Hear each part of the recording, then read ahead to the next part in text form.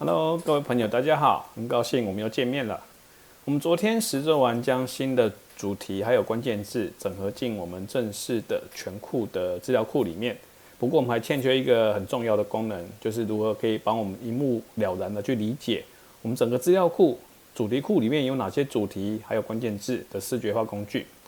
我们今天第一个要跟各位分享的就是我们可以提供怎么样的一种工具来帮我们快速理解。那第二个则是我们这个页面的主要的规格书，它的主要内容是哪些？我们就先来看看我们设计。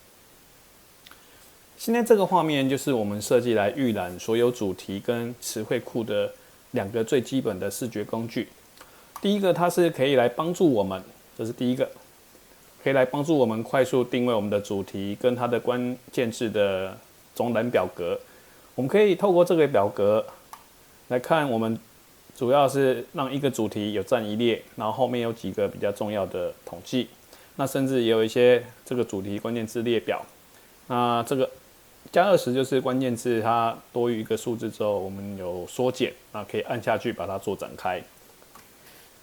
那第二个工具呢是这个关联图，这个关联图就很适合来帮我们来识别我们有哪些关键字是有跨主题的共同的关键字，甚至可以来导引我们如何去决定拆分或者合并我们的主题的关联双布图。我们来看一下这个蓝色泡泡，它就是主题，那绿色的部分就是右边这个绿色的部分，来把它。右边的绿色、红色的部分，这就是关键字。来，下面这是绿色的部分。那当它们主题跟关键字有互相隶属的关系的时候，就会有这条线。那这条线我们也有额外定义的两种关系，就是如果当关键字它有多个相关的主题的话，它就是红色的。那像灰色这个，则是灰色这个。这是只有一个主题跟它有关联这样。那第二个，我们来看一下上面有个主题分析。这个主题分析就可以它就只是帮我们清楚的列出来说，所有有跨主题的关键字。那像我们这一类的图表页面，我们当初的规格书是怎么写的呢？我们接下来来看看它的。当初我们在设计这个页面的时候，规格书的主要架构，这就是我们当初在设计这个页面时候的我们的规格书，它的最重要的几个部分。一个 UI 的规格书，它基本会有几个重要的资讯。第一个，我个人的习惯会列出我们这一次这个，比如说这个页面它的主要目标是什么。像我们这一次demo 的这页面。我们设定的目标就是一个可以让我们快速、全面理解全库的关键字跟主题的视觉化页面。大家不要小看这句话它的重要性，它其实也像是给了大型语言模型一个最基本的需要遵守的一个准则。那第二个呢，则是我们这一次的页面会需要从某一个档案来做。资料档的载入，所以我们也有特别提到这个它的档名是什么。那第三个，大家在开始设计自己的规格的时候，可能常常会去很忽略的一环，就是去撰写一个可以让全域所有的页面或者功能可以参照的共通的资料档的结构说明。那这个结构说明就是所谓的第三个。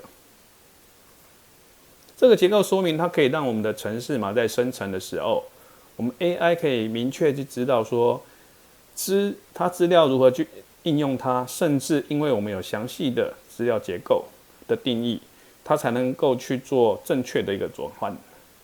那最后呢，则是我们这次有特别指明要两个视觉化的元件。第一个元件是可以去帮我们搜寻、筛选还有排序的 Overview 的 Table。那第二个视觉化的元件则是刚刚有看到的主题跟关键字对应的那个双布图。那我们这里在双布图这边也有特别去要求说，它设计的时候特别去帮我们提供可以辨识跨主题的共通关键字的功能，而且也可以协助我们去引导合并拆分主题的功能。那这个规格数的最后呢，则是工具选型跟其他要求。不过这两个部分我就不详细说明。在了解完我们这次规格书的重点之后呢，我们就来实际 demo 一次我们的界面建立的整个的一个程序。我们先来贴上我们的提示词。这个提示词就是直接请他帮我们依照我们这边的一个规格书的规格去实作我们的页面，这样。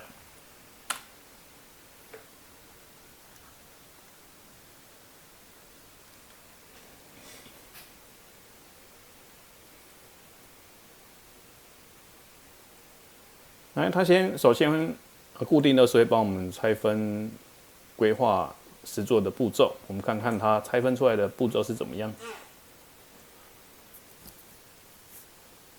好了，它现在建立完成了，然后帮我们建议了一个页面跟一些需要的元件。